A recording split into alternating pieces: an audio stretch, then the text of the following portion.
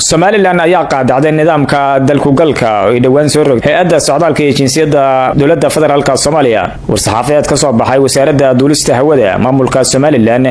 ayaa ku sheegay in nidaamkan cusub ay soo rogtay hay'adda socdaalka iyo jinsiyadda dowladda federaalka Soomaaliya oo caqabad ku noqday qurba-joogta u dhashay maamulka Somaliland kuwaas oo dalka dib ugu soo laaban lahaa. War-saxaafadeedkan ayaa sidoo kale Somaliland waxay ku xustay in dadka ka soo degaya garoonka magaalada Hargeysa ay fiisaha ka qaadan karaan isla garoonka gudihiisa.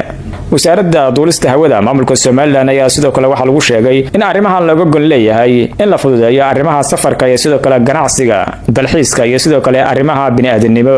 war-saxaafadeedkan ayaa waxa lagu xusay in qofku ka soo degi karin garoonka diyaaradaha ee magaalada Hargeysa qof aan wadan fiisaha dalku-galka oo ay bixiso hay'adda duulista hawada ee maamulka Somaliland. ugu dambeyntii war-saxaafadeedkan ka soo baxay wasaaradda duulista hawada ee maamulka Somaliland ayaa waxa digniin lagu diray dhammaan shirkadaha diyaaradaha kuwaas oo amar buuxa lagu siiyay inay wasaaradda duulista hawada ee maamulka Somaliland ay la soo wadaagaan cid kasta ay soo qaad